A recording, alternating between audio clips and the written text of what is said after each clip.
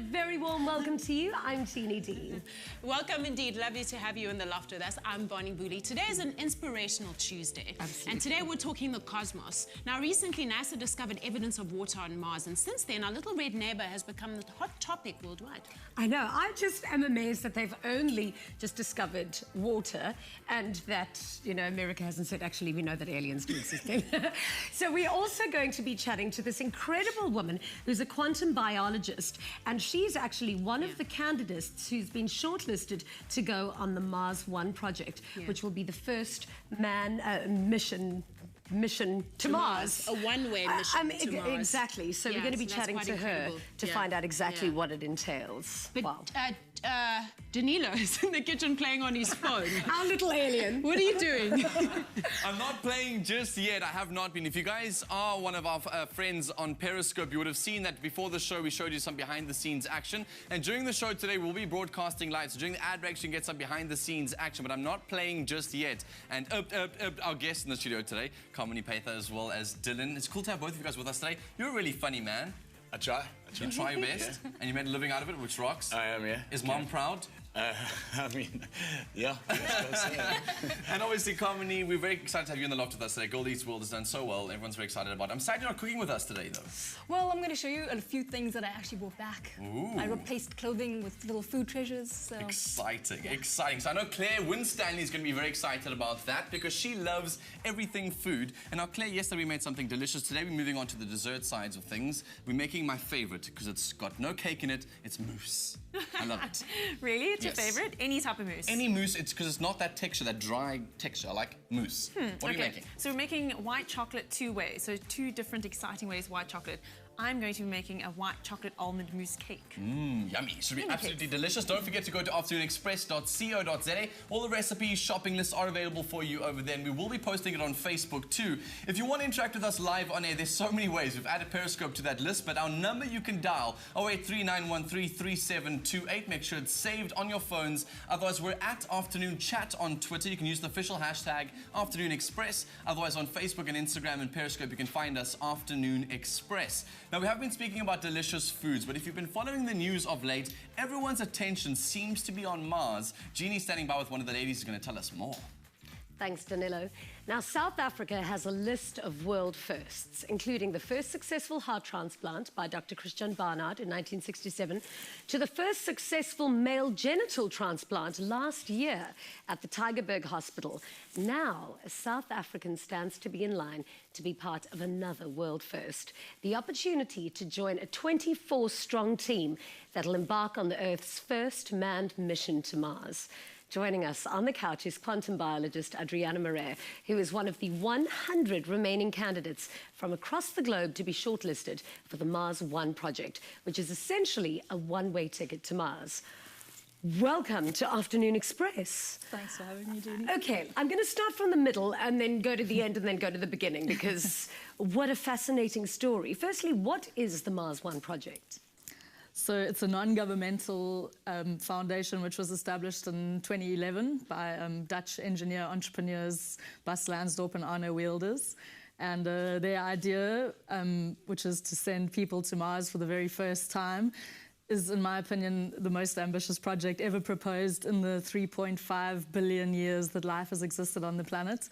And I feel absolutely lucky and privileged to be alive at this precise point when it has been possible for me to volunteer for this project and possibly even to depart from Earth to Mars for the very first time. Okay, is it possible? Can we get to Mars? Sure. So at the moment, we have a number of scientific endeavours going on Mars. The Curiosity and Opportunity rovers are actually roving as we speak, doing science in a fairly slow way because, of course, if anything goes wrong up there, there's no one there to fix this equipment, which costs billions of dollars to get there. So the idea of sending humans to Mars would basically make scientific exploration and research possible at an exponentially faster rate than is possible currently. So we do have experience landing things there. Nothing's ever come back, however, and of course no people have ever been to Mars. Okay, so you are aware that you're signing up for a one-way ticket. That's pretty intense. Well, so my standard response to that is that we are actually all products of one-way trips, no matter where on the surface of the Earth we happen to currently live. Okay. According to the fossil record, Homo sapiens emerged in Central Eastern Africa around 200,000 years ago.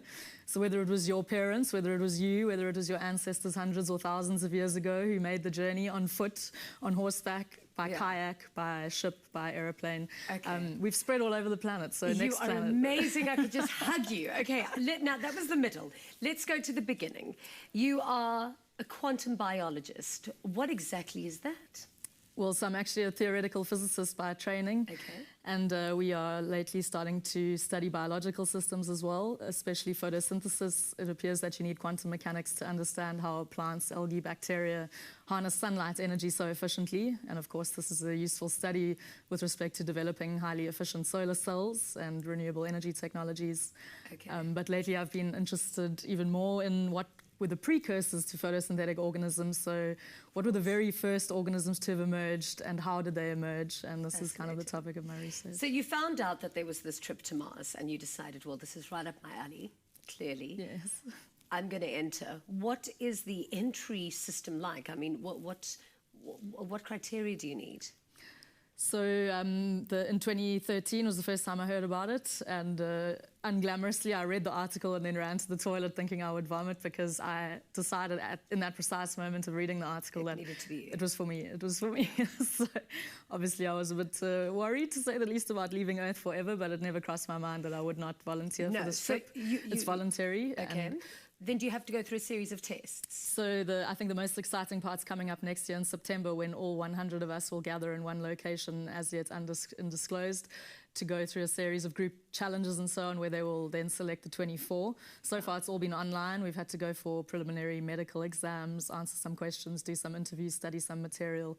But I think the crunch and the exciting part will be next year in September, when they actually broadcast us being narrowed down to 24 as a result of performing tasks. But this isn't like Survivor. You're not going to some island. You're going to Mars. So you've got to actually be part of a team that is actually going to work the shuttle and the machine that you're going on, I suppose, for this journey. And you're obviously quite qualified for that. Why else do you think they would choose you? Well, besides the fact that I knew in my heart, with my whole body, so much that I felt nauseous that this was for me. I think under pressure, I perform well, so I actually become more focused, more determined, and more clear of thought under very extreme kind of situations and when I'm required to make decisions. I'm a researcher, so I think what would get me out of bed in the morning on Mars would be to do research, and I'm extremely excited to do research on Earth in case this doesn't happen, but of course on Mars, where I'll be one of the first minds to be asking questions that can only be answered from Mars for the very first time. Now, what are your expectations? What is life going to be like? Obviously, how long is the journey on the shuttle to Mars? And then once you're there, once you've landed, once you've gone home. So with currently existing technology, it'll take 7 months to get there. But I think in the next 10 years, we'll see huge developments in space travel technologies. And once we arrive, there will be a structure already prefabricated by robot kind of rovers. Basically, they'll inflate a tent-like structure which will be heated and pressurized and filled with breathable air. So on arrival, there will be some sort of house to come home to. And then after that, we'll start to expand the habitat. And for those who've watched The Martian, I think you'll know that growing the food that you will eat is an important part of the tasks that we'll have on arrival. So we'll have seeds with us, which we will immediately begin to plant in the greenhouse. I'm absolutely blown away. So you are going to start your own subsistence farm. Your own subsistence farm. This is better than Africa Burn. I mean, this is amazing. That's a good practice. Now, being on a shuttle for 7 months is quite intense. I mean, surely you've got to undergo quite a few mental preparations. I mean, what are your expectations or anticipations of that? So I think the other three, they'll choose 24, and those are broken down into 6 teams of 4. So the other 3 people in your team of 4 with whom you depart on the 7-month journey will obviously play a huge role. I think these 3 people will be replacements for your parents, brothers, sisters, friends, teachers, students, your everyone, basically. So the relationships in that team will be very important. I think your ability to encourage people and remain positive. And there are some comedians in the running, so I'm keen to have a doctor would be a good person to have around. Yes. Obviously, everybody's skills will be hugely important for the survival of everyone. So I think that bond between those 4 will be extremely important and will get you through. Yeah, absolutely. It's vital. Well, we've got a comedian on the show a little bit later, so that in case you don't get a comedian in Mars, you can just enjoy him while he's here. We're going to be chatting to you again a little bit later just to find out so much more. After the break, we're making white chocolate and almond butter mousse cakes, and we're back on the couch with scientist Adriana Marais. And if you want to see what we get up to during the commercial breaks, then get your phones out and follow us on Periscope right now. We'll show you a bit later.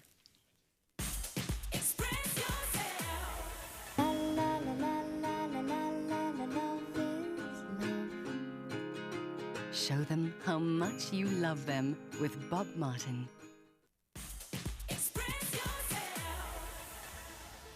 Welcome back to Afternoon Express, South Africa. So we all love Afternoon Express and love all the content that's on the show. But one of my favorite parts of the show, obviously, is when I get to spend some time in the kitchen making delicious dishes with Claire Winstanley. Now, today we're making a delicious, I said delicious about 10 times now, strawberry and almond mousse cakes, which sounds interesting. What are they? I was waiting for the get in the kitchen and cook with me part, because that's where we have the most fun in here. Okay, yeah, moving on. Okay.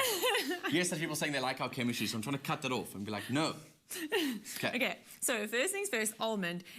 Beautiful nut butter from Woolworths. Delicious, delicious. So you're going to add about 2 or 3 spoons of that into that bowl. This was a beautiful find that I found. Also pistachio nut butter, which was in the south of Italy. Pistachio. Also that pistachio in Italian. Thank you. Pistachio, same thing. And what they basically do, can I use my finger to poke it in? I have washed my hands. What do you want to? Okay. Just scrape it off. And they used to make the one with pistachio, and it was actually so delicious. So any kind of nut butter is amazing. And it just... One scoop. No, let's go for 3 or 4. Cool. And then later we're going to top the little mousse cakes with nice freshly toasted almonds. So South Africa, we just quickly need to apologise for the frozen screen that we do have right on Afternoon Express. We're back, however, so if you do see it happening, don't stress. We're still live. And you guys clearly can't see me right now, so I'm coming to you from Mars. Oh, now apparently you guys can see me, so... Glad you can see this because I'm almost messed up the dish there, so I was hoping you wouldn't see something that the screen would be continue to say frozen. But we are still live with you, and thanks for joining us on Afternoon Express. Okay, so what we're just doing here is we're just loosening up the almond batter just because it is quite stiff. What are you using here, by the way? Just some of the cream. Because we whipped up some cream. Just whipped up the cream. She just does it like everyone knows, that just suddenly cream looks like that someday. Just whip that up and add it to the cream just so that we can loosen it up, like I said. And then this is going to be... So what we've done here is we've taken our egg yolks and sugar. We've just whipped that up a little bit just to make it a little bit more lighter and fluffier, and we're going to add our cream to this. It's a little bit of a add this to this, which adds... It's kind of paint by numbers here. You kind of follow the recipe and follow the steps, and it's almost like add this to this, then this to this, this to this, and then we get great. Well, speaking of which, it is on our website, afternoonexpress.co.za. It is there for you, the recipe and shopping list. Yes, just follow step by step, especially when it comes to desserts. Please don't try and skip steps and add extra ingredients. It doesn't work with baking. It really doesn't. No, it really doesn't. Like, you know, in, say, a recipe like this, you're like, oh, I don't have white chocolate. I'm just going to leave it out. Well, then it's not white chocolate mousse. True. So mix that up, and then just let's give it a whisk so we can just distribute it evenly. Let's just take that off Oh, like yeah, that. you don't want to miss out on any of that and you butter. can just whisk that up there. So we're just mixing it up nice and evenly. I feel like you just wasted all the fluff of frothing the... No, we haven't. Still whisking, still adding air. Okay. Now you're going to add this into this. We have to do this really quick and really consistently because this is melted chocolate. Okay. If you add your cooler ingredients to this, it does set the chocolate up and solidify. So I'm going to... 3, 2, 1, let's go! Let's hope for the best. All of it! Get it in there! No, we're winning, we're doing good, we're doing good. How are those guns? Are your arms getting tired yet? No, not at all. Winning. Okay, we're managing. Is it all in there? Yeah. Okay, that's the best I can do to get most of it out. And that's kind of it. So you can see that the colour coming through is that beautiful nut butter. Hey, can we just admit that we nailed it? Yeah, we totally did. High five. No lumps, nothing. no seized chocolate, no set chocolate. It looks stunning. And that gets popped into a piping bag over here. And that is the mousse, our white chocolate and almond mousse for inside these beautiful little orange mini bundt cakes. How cute are these? They're very, very cute. They're new at Woolworths, and I love them. Okay. I love them. I would have thought you could just eat them like that. They look so awesome. 100%. They're beautiful just as is. They've got a stunning orange glaze that goes over it. But I love white chocolate. You love mousse. So we're just going to combine it all together. Cool. So take these out. They're stunning and moist and delicious. You just open them out like that. And then we're going to cut a little hole in the middle. We'll sort of just cut them in half, really. I'll take a few out for you. I'll just show you how to do 3 South Africa, and then you guys can do the rest for yourselves at home. Like that. cut that in half. That's 3 of them. You can just have to decorate 3 and then we'll do the rest later. Okay, the mousse goes in here. The mousse has been in the fridge just to set up a little bit. Yes. Because it is quite... It's quite liquidy here. Yeah, there we go. The chocolate's quite liquidy there, so we're just going to squeeze. It's quite solid. Squeeze nice and hard. Sure, you're shaking there, but Claire? No, that's my muscles. Do you think you need a man to help you here? Yeah, let's you try this. Oh, Here we no, go. this is terrible. Let's watch me do it even worse. Okay, which one must I do? This one? Yeah, well, you go for the bottom. So we're going to Oh, sandwich. wow, it's quite hectic, actually. Eh? Ooh, I didn't make it go round and Look round. who's shaking now. At least I managed to keep How do you mine wait? in a little ball so we can squeeze it into the middle. I can make it a little bit better, I promise. Watch. Now you're putting it on the lid, so that's awkward. wrong. Well, that's fine. We'll wing Double it up. Okay, so Oh, I see. Oh, wow, that is a real mousse cake. That's a lot of mousse. That's not a mousse cake, that's a mousse cake. Okay, I'm going to swap over from you here again. Cool. And then we just drizzle these beautifully. Do you want to top that over there? And just a bit of a you-know-what. And then, okay, drizzle that with honey. Forgot that one. Hold on. You can do that one. Ooh, so I'm busy you can just squeezing out set this onto a nice wooden board or plate and just, it's going to look stunning. Just top that with a little bit of almonds. And that's really it. So I'm going to finish these up because And those toasted almonds also are amazing because inside the mousse, obviously you guys have got the raw almond. This you're getting the real flavors of that toasty almond, which rocks. It's delicious. And Don't forget, again, this recipe, afternoonexpress.co.za. Go and find it, make it yourself. Later on, what are we making? I hear we're making also something delicious, desserty. Another white chocolate. Can't wait. In the meantime, though, the ladies are standing by on the couch. Thanks, Danilo. And of course, we are back on the couch with the amazing, amazing scientist who is heading to Mars, or potentially heading to Mars. Adriana, welcome back. Now, Adriana, I want to now talk about the psychological and emotional process of all of this. How has your life changed since you found out that you were shortlisted for this mission to Mars? So I think for some people it's been an extremely difficult process, and a lot of people have dropped out, of course. People who are married or have children, for example, I think that's a tough one. Yeah. So I was in a relationship in the beginning, but that's sort of self-destructed for other reasons. So I'm now single and I don't have children. Not because you were going to Mars, no. possibly. Okay. But men are from Mars anyway, so he'll understand. Speaking of men, I mean, what about procreation and intimacy once you're there? Is it something that's you're encouraged? creating a whole new world there. Is there a smaller pool to choose from, I can imagine? So I'll have to respond scientifically first. So you need a few hundred people to have enough genetic diversity to start a new population, according to certain studies. So anyway, it wouldn't be advisable for the first 4 to go ahead and procreate because the medical facilities will be quite primitive in the beginning. I mean, having one child on a planet would be quite a cruel way to kind of start the new generation, I think.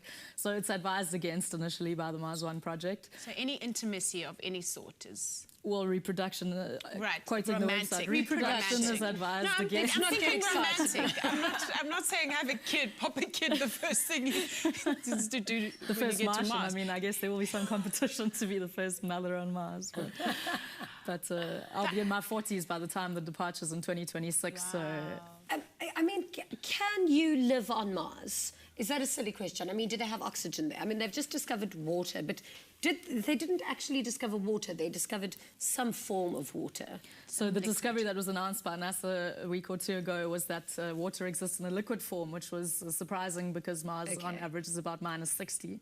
So the fact that it had salts dissolved in it and was more like brine water helped to change the melting point. So it's so how can you survive? I mean, but previous to that, they did know that there's H2O in the sand, so it's an ice form because it's cold. 2% of the surface sand, the Curiosity rover found just in 2013, is ice. So you can extract this, melt it, and also extract the oxygen from the H2O to breathe. So your air and your drinking water will all be renewable, essentially, as long as you have power, which will come from solar-powered technologies that you bring with you.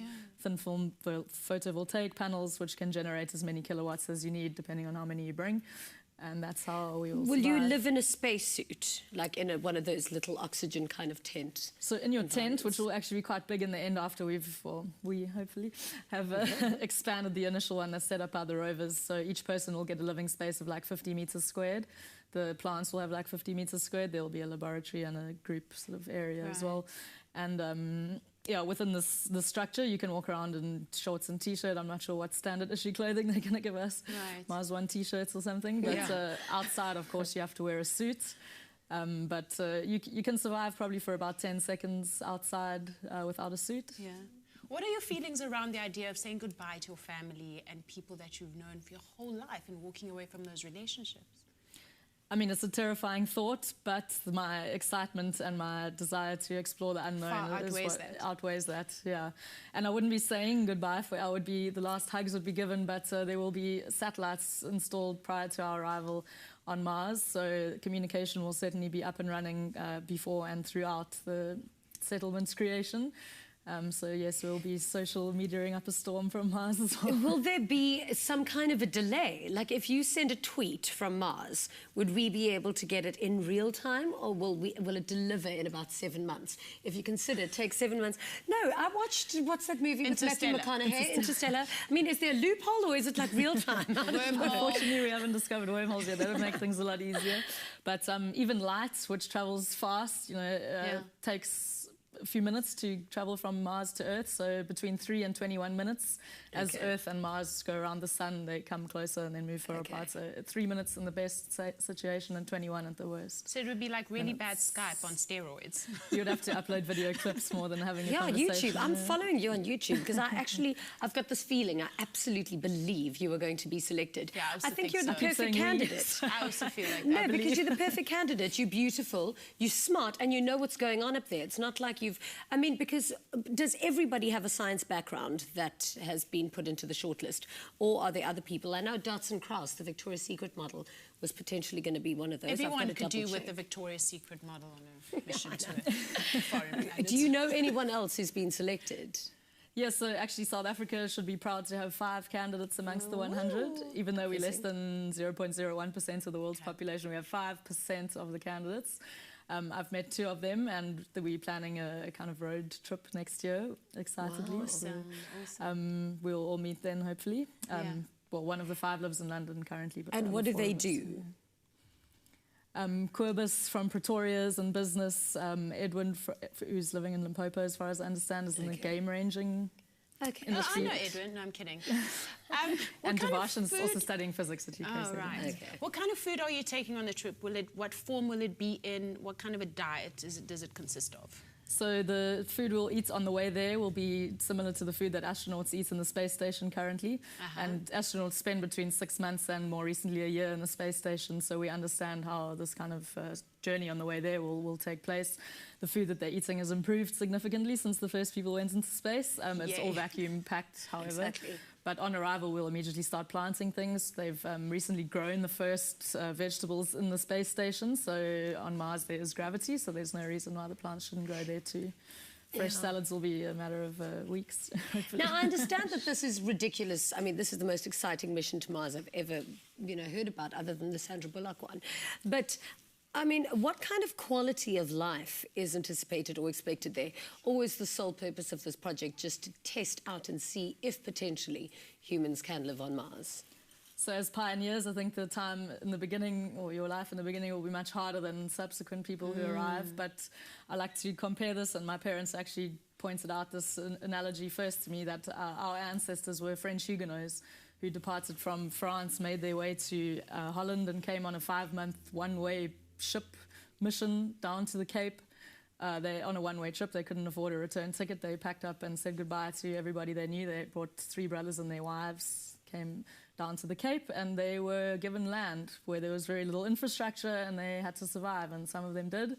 And I'm now the 11th generation proudly South African, so I imagine in thousands of years' time there may be human Martians talking about that perilous journey that their ancestors made from Earth in the early 21st century. So you come from a lineage of discoverers. It must be in my blood, the wine as well, I think.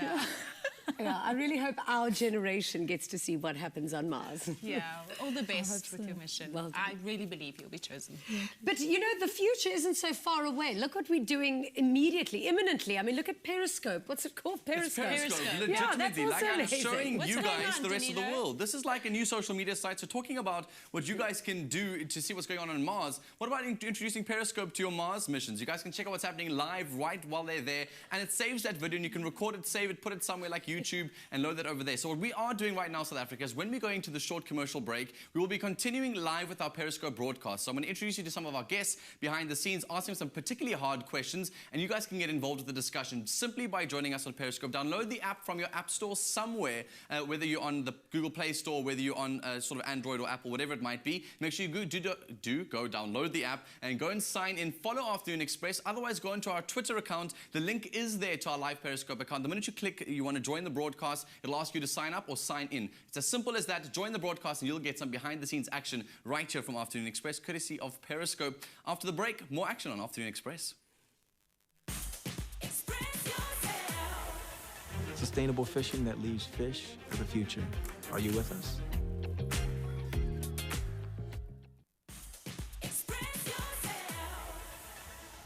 Africa and its diverse culture has been a source of inspiration for fashion on a global scale, though it's rare that local African artisans ever see the benefits of retail trends. Helping to empower talent on the continent, the Ethical Fashion Initiative actively reduces poverty by empowering women through fair work opportunities. Joining us today is Catherine Wills, Managing Director of MIMCO, an Australian brand loved here in South Africa, who has partnered with the initiative to make a difference. Hi, welcome to Afternoon Express. Thank you, Jean. Firstly, why did you decide to partner with Trade Centre on this ethical fashion initiative? Yeah, I guess I really like slow fashion. I like anything that's going to take some time to develop and nurture. I loved the idea of marginalised communities being given a trade so they can actually raise themselves up out of poverty. So it sort of ticked a few boxes from a brand perspective. How does this benefit the women from Kenya? Well, I mean, literally they are a manufacturing hub, so they are being paid for the work that they do to produce the products. So there is the hub that is sewing all the pieces, there's a separate manufacturing area that's doing all the printing, and then there's the Maasai women that are doing all the beading for the pieces. So it's quite a lot to come together. They're absolutely magnificent. Thank you. Where did the whole idea come from? For the pieces or for the collaboration? Well, you know, I mean, every season we have a very rich narrative that goes into the collection, but everything has to go through the MIMCO design filter, I suppose, to have the product come to life. But in the instance of the EFI product, it was very important that we tapped into the aesthetic that was right for the local communities. So it wasn't just about saying, this is what we want, you know, beat it into exactly our patterns. We had to make sure that whilst it had to make sense for the MIMCO aesthetic, it also had to make sense for their aesthetic as well. So this year you've got 2 bags in the collection. We do. We've got a tote and a pouch. Okay, and describe them for me. They're cotton. They're a beautiful raw cotton, and then they've got sort of tones of honey, cognac, very neutral tones, printed patterns on various panels. We've got some fringing on them. We've got quite a boho season in our main range, so the EFI product talks back to the main range. And then there's a gorgeous panel of Maasai beading going on there as well. And then a raw leather handle, and then a tasseled little zip pull. So there's quite a lot of details on there. Why do you think a lot more people should do things like this? I think that I think fashion generally wants to be a part of something that makes a difference. I think everyone wants to work on something that's got a little bit of heart to it. I like working with manufacturers that I can talk to, see and actually build product together, and I think the fashion industry generally is working towards that. So it's not just fast, churn it out fodder. It's actually product and pieces that have got a heart to them, and I think that's important. I love that. Fashion certainly does have a heart at the moment, and yeah, I cannot wait to go and get my hands on one of those bags. The tote is amazing. The pouch, oh, can't wait to go shopping. If you too would like to support the talented Maasai women and MIMCO's partnership with the Ethical Fashion Initiative, purchase one of their gorgeous tribal beaded bags in store from mid-November. Now, on the 8th of October, Girl Eat World, a brand new travel and food show, debuted on SABC3. The show takes food fanatic Kamini Pather on a journey to discover the inside story of 10 international food destinations from the people who know them best, local food bloggers. Joining us in the loft is the star herself, Kamini Pather. Welcome, Kamini. Hey, Bonnie. Firstly, it's Kamini, like Kamini. harmony. Okay. But don't worry, everyone gets it wrong. Thank you so much. So, Girl Eat World is a food and travel adventure show that takes you all over the world, and it also incorporates making great relationships with bloggers. What are some of the adventures that it's taken you on? Well, firstly, we started in Joburg, and then it was Bangkok, Tokyo, Sydney, Lima, Philadelphia, Berlin, Milan, Copenhagen, and Dubai. Wow. So we covered quite a vast expanse of the world. Over what period of time was that? We did 9 cities in 9 weeks, which was really difficult. It really was. Because there's the traveling in between and the jet lag and all of that and the planning. And the missed flights and then sleeping in airports. And it was probably one of the most unglamorous things, but most exciting things I've ever done. How did the show idea come about? It's also self-funded. Well, it's between myself and Lucky Bean Media, and we funded the show together. So I think anyone that does advertiser-funded programming knows that it's quite difficult to then broadcast overseas, and that was one of our main objectives. And we've done that. It's broadcast in Africa, Europe, Middle East, Philippines, Southeast Asia, and now in North America. Wow, you're quite a foodie, and we're also foodies on the loft, from one foodie to another. What have been some of your most profound and exciting discoveries about food? I think one of the things is that you can eat anything, and I didn't quite understand that. I mean, it's in Sydney. We met with a blogger who was Malaysian, and he showed me the Asian part of Sydney. And he went into the store and he said, just wait right here. Asian part of Sydney, oh wow. Yeah, because I mean, there's a huge Asian influence there. So he comes out with this egg. I was thinking, what is he bringing out to me? I cracked this egg open, and he invites me to taste some of the juice. And I did, and it was like very intense poultry broth. The juice of the egg? Yes. Wow. So what I didn't know, it was actually a Thai dish called a ballet, or a 17-day embryo egg. So it's a duck egg that's been fertilized, and then it's allowed to grow for 17 days before it's boiled. So I took a bite. He then informed me it was placenta, and it was kind of like crunchy grizzle. It was completely disgusting. And then I unwrapped the entire thing, and it was just this sort of gloop of bones and feather and beak, and a few other strange things. So thankfully, that's probably one of the weirdest things that I've attempted to eat. But there were a number of other things that were quite impressive. In Lima, I got to eat beautiful ceviche, or new-style ceviche. So that's raw fish that's cooked with citrus. And then pieces of calamari tentacles on top. Oh, wow. In Milan, I got to learn how to make risotto Milanese. From a third-generation Italian chef, and that for me was such a phenomenal. But it was such a beautiful moment because he didn't speak English and I didn't speak Italian, but we spoke food. But you could speak about food, exactly. Yes. Do you think that you've become a less picky eater, and are you able to are you more tolerant of foreign tastes and food you've never eaten before now? I think I've always been quite adventurous, and thankfully my constitution is such that I can eat pretty much anything. Anything. Yes. Now, you've brought along some treasures that you found on your travels. Please take us through them. Like any food traveler will tell you, I have ditched a lot of clothing and other personal items. Light. Exactly. Well, I don't travel light. I ditched them so that I could bring home some food treasures. Wow. So this is salt from Italy, and if you look closer, you can see it's all grey, and it's natural salt. I see this, yeah. So usually when salt is quite white, it's quite pure, and you're not getting all those micronutrients from it. Right, it's quite processed. Exactly. Right. So this stuff is the real deal. That's incredible. I was quite chuffed with that. And this is risotto. Well, this is what you would make risotto Milanese with, which is saffron. Saffron, yes, saffron. Yes. Is there a certain type of saffron? This is Middle Eastern saffron. Smell that. It smells amazing. So I've got saffron at home and it smells nothing like that. You can take some before you leave. That stuff is amazing because you can use it in savory dishes as well as sweet. I recently made a saffron ice cream with a... Saffron ice cream, wow. With the pear tart tatin, so you get the sweetness of it and that saffron flavour. Wow, lovely. And this is beer-flavoured vinegar, and this is from Copenhagen. Copenhagen. Yes. Wow. And Copenhagen is quite special because they've got these treacherous winters. They try and infuse a lot of their summer ingredients into things that they can use the entire year round. Wow, that's quite innovative. It is. So what do you foresee in the future for Girl Eat World? Ooh, we're planning season 2, so I'm trying to figure out. I know, so I'm trying to figure out where do we want to go, where do people want to see. So, you know, hit me up on social media and tell me where you would like to see. Wow, I'm definitely going to hit you up. I'm going to follow you everywhere. Thank you so much for joining us, Kamini. Well, Danilo, our Periscope freak, has got something to say. Indeed. Before I show you guys how to sign up, make sure you guys catch Girl Eat World on Thursday evenings at 9 p.m. exclusively on SABC3. It's going to be an absolutely epic show. I really, really love this girl. She's beautiful and she really knows what she's talking about when it comes to food. It's a real cool foodie journey to go on. Now, I did mention we're on Periscope Live, so I don't know if you guys can see me and everybody else in the studio right here on Afternoon Express. All you have to do is go and find us on Twitter. There'll be a link to this live broadcast. There already are 34 people hearting and loving and sending comments and questions. It's a great platform to stream stream the show live. During the ad breaks, we'll be interviewing some of our cool guests that we've got in the loft with us today. Speaking of which, you go click that link, sign up to Periscope right now, and let's go see if we can chat to Kamini in this ad break. See you after this. Sustainable fishing that leaves fish for the future. Are you with us?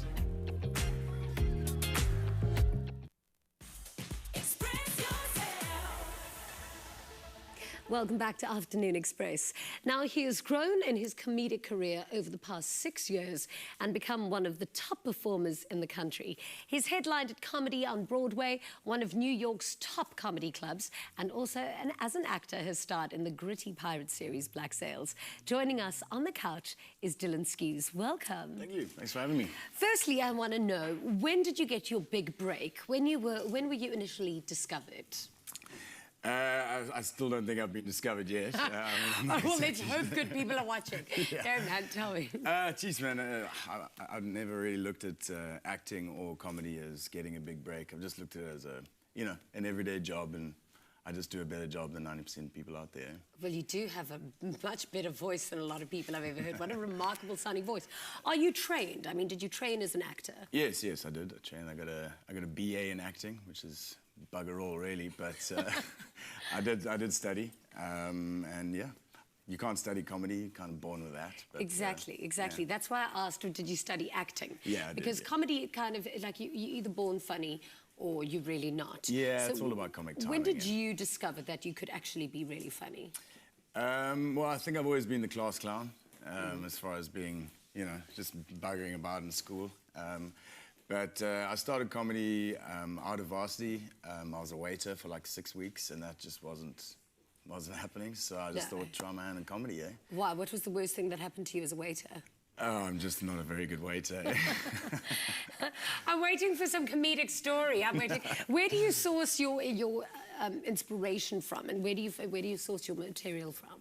Well, I mean, we live in South Africa. It's a pretty remarkable place in terms of comedy, and yeah, just everyday life, eh? Just everyday stuff. I just try to look at the funny side of things. Cool. And, yeah.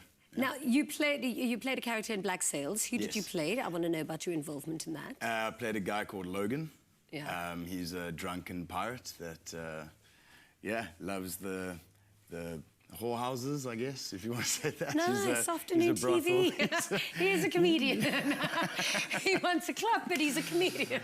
Well, yeah. So he was just a crazy drunk pirate that eventually got the slice. Okay. How many episodes were you on? I was on about 18 or so.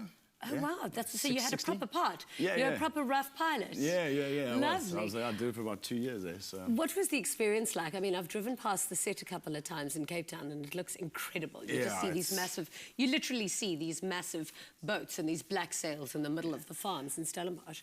So what was the experience like? I mean, it's literally on a whole other level. It's the biggest thing that, I hope not the biggest thing I'll ever do, but at that point, it was certainly the biggest thing that has ever been in South Africa, I reckon. I mean, the production is just on a whole other level. I mean, I think it's like, I don't know, something like $6 million an episode. So amazing. I mean, you can imagine. Talking about doing really big things, I mean, you've been sitting in the loft watching the rest of the show, and we've obviously been speaking about this Mars project. Yes. If you ever had to go to Mars, what 5 key items do you think you'd take with you? 5 key items I'd take with me. I'm going to take my dog. I'd love to take my dog. Okay. If you want to call that an item. Okay, what dog? His name? I need the info. My girlfriend's probably watching this and hoping I'll take her, but she's not an item. She's my girlfriend. I've got a bulldog. His name's Rusty. Okay. Yeah, named after the late Rustum August, who was a good friend of ours, also a comedian. So yeah, he's named Rusty. If I could take him, that'd be amazing. All right. I'll take my PlayStation, a couple games. Oh yeah, because there's nothing to do in Mars other than sit and play TV games. Yeah, I mean, why You're not? a resourceful one. For night time. I suppose I'd take my sleeping socks. I've got a pair of sleeping socks that I like. Who got the comedian? Okay, sleeping socks to Mars. Good. And yeah, I suppose a toasted sandwich machine. I really like toasted sandwiches, so. Brilliant. Great. Amazing. Thank you so much for coming to see us. Where can we catch any of your gigs? We actually run a gig every Monday on Long Street at Sergeant Pepper. Brilliant. So pull around every Monday at Sergeant Pepper. We've got all the top acts from around the country. Last night we actually had John Vlismus in the house. So, wonderful. Yeah, and that's the gig's growing in stature, and it's a great gig. So fantastic. Thank you so much for coming to see us in the loft. Right now, though, let's cross over to something sweet with Bonnie. Thank you, Jeannie. It's sweet treat time in the loft right now, and we've got another amazing chef joining us, Michael Degg, to show us more exciting things that we can do with Salati sugar. Welcome, Michael. Hello. Right, so what have you got for us today? So today we're going to be making a lovely white chocolate mousse and some muscovado shortbread crumb. Okay. And some macerated strawberries and some thyme syrup. Okay. So nice and fresh for summer. And this type of ice cream's for me, obviously. Yes, yeah. Exactly. Okay, cool. So first of all, I'm going to get you to make the white chocolate mousse. Right. Okay, so I've melted a little bit of cream and some white chocolates. Okay, and then we've got some whipped cream and some whipped egg yolks. All right. Egg whites, sorry. So what you're going to do is you're going to firstly fold in your cream using the spatula into the egg whites. Okay. And then we're going to fold in that afterwards. I'm going to, in the meantime, be making the shortbread crumb. So first of all, I'm going to be using both the sugars. We've got the muscovado Salati sugar, and we've also got the caster sugar. So very, very simply, just going to be mixing that with the butter to make a cream. Yeah. And then lastly, folding in some corn flour and some regular flour. Then we'll be baking that, and then that will form our shortbread crumb. Okay. So just gently going to put this in there. Right. And do I mix this gently or lightly? Or? Just fold it in very lightly. Just fold it in. Yes, doing figures of 8. Moving the bowl and then moving your spatula as well. Okay. Just nicely forming a nice cloud there. Right. Perfect. Awesome. What would one usually accompany this with? This it's really, really goes well with chocolates. Okay. You know, and very well with strawberries. So for the middle of the summer, as we're coming into now, it'd be very nice with strawberries, which are from Stellenbosch as well. Oh, lovely. I see they're like in a little strawberry juice. It looks quite red. So that's a little thyme syrup I've made. Wow. And with the thyme syrup, I've just made some sugar, melted it with some water, infused the thyme in it, and then you just let that sit with the strawberries overnight, and it'll pick up all the beautiful flavors. Sounds amazing. Yeah. Does that look good? That looks perfect. Okay, perfect. Great. So just fold it in a bit more, More. and then you'll just see that it's almost incorporated, and it'll be like a nice fluffy white chocolate cloud. Okay, great. Right, what do we do next? So next up, okay, we can just finish doing that, and that we can set in the fridge. And luckily, I've made some more already now. Already? Okay, yes. Perfect. So I'm just going to finish making this shortbread. Okay. So I'm just going to cream that. And once it's all incorporated, then we can mix our dry ingredients. So it's all our wet ingredients first with the sugar. Right. So make a cream, and then we'll put into our dry ingredients last. Okay. Perfect. Awesome. So that's almost ready. That's almost done. Yeah. You can see that as well. Okay. Do you need me to pour the dry ingredients in for you? That's perfect. Okay. Yeah, you can put the dry ingredients nice and slowly. Okay. I'll just switch that off for the minute so we don't get the flour all in our faces. Right. Obviously, all our measurements and the full recipe and shopping list is on our website, afternoonexpress.co.za. Okay. And I'll just switch that down low. And that'll make... All of this? Yes, all of that. And that's our corn flour. Okay. And that'll make it nice and light. Perfect. Now, once this is incorporated, you use a greased baking tray and bake it at 180 degrees for about 20 minutes until you've made a biscuit. Okay, awesome. And this is once you've made the biscuit and you let it dry, then you can just... What it's going to look like? This is what's going to lit up, and you can just use the back of the rolling pin. To crumb it. To crumb it. Okay, And it'll be a delicious muscovado crumb. So that's basically what you're looking for inside for the crumb. Okay, perfect. So how do we assemble Then to assemble, yeah. we can keep it nice and neat. Just on a plate, we can just put some of the shortbread crumbs. So it's basically almost like a deconstructed tart, as you would say. Okay. Great. Maybe a bit of perfect. strawberries around. Lovely. That looks amazing. Yeah, lovely and fresh. Lovely strawberries. I can't wait to dive into them. For like hot summer's day like today, it'd be perfect. Yeah. Great. And then I'm going to take some of the mousse. The mousse would usually set for about 2 to 3 hours in the fridge, and you'd have a nice set mousse. So I thought this was ice cream. This is actually the mousse. This is actually the mousse, correct. So fine. Yeah. Wow. So I'm just going to do, as we say in the industry, a nice richet. Richet. A richet. Oh, that's when you slide the spoon. Yes, exactly. Yeah. Okay. And there we go. And then maybe we can just take a little bit of drizzle of the syrup. And just drizzle it on the mousse. Exactly. That looks absolutely amazing. Thank you so much, Michael. Pleasure. Let's check out what our roving presenter's up to. Danilo. Blended with caramel syrup, Salati Muscovado is delicious in brownies, gingerbread, fruitcake, and sprinkled over porridge. Salati, always good, always sweet.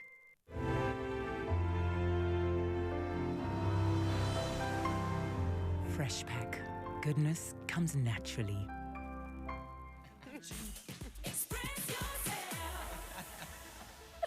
Welcome back to Afternoon Express, South Africa. So we're busy having a good laugh now because this phone has become the nuisance of our existence. We've been busy periscoping during all of our ad breaks, and we've asked everyone the question about whether they believe that aliens exist or not. So you can go and find us on Periscope. We're Afternoon Express. The video is available for you there, so you can go and almost like download it and start from the beginning and watch it the way through. This is all the behind-the-scenes action on Afternoon Express, all the nitty-gritty dirty. Find us, Afternoon Express, on Periscope. We're going to take a caller now. We have Tony on the line. Hi, Tony. How are you?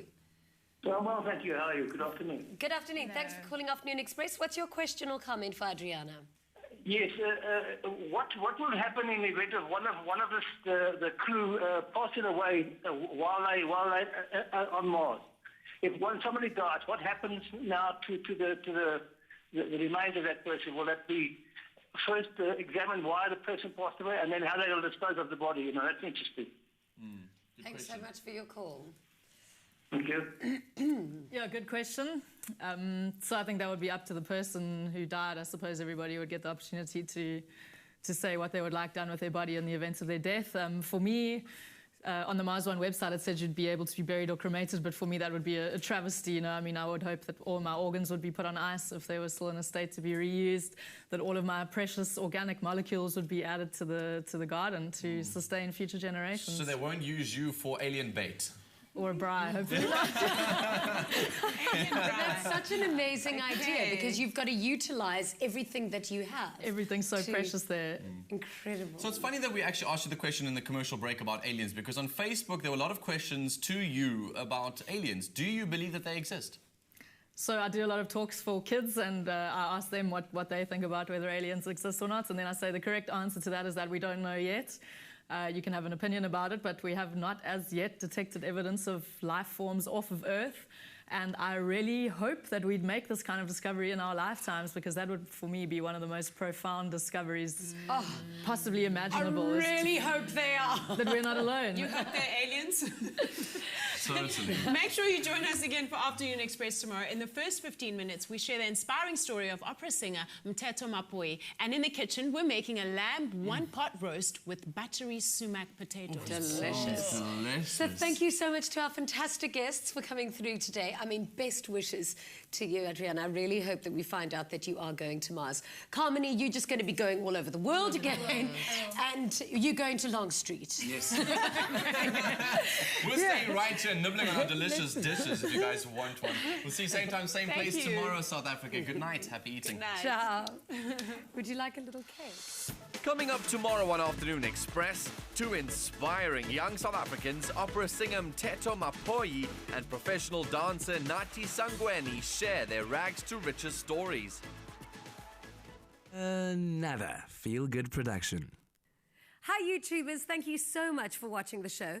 Be sure to not miss another episode by clicking subscribe right over there. And we'll see you every day. Afternoon Express. Enjoy.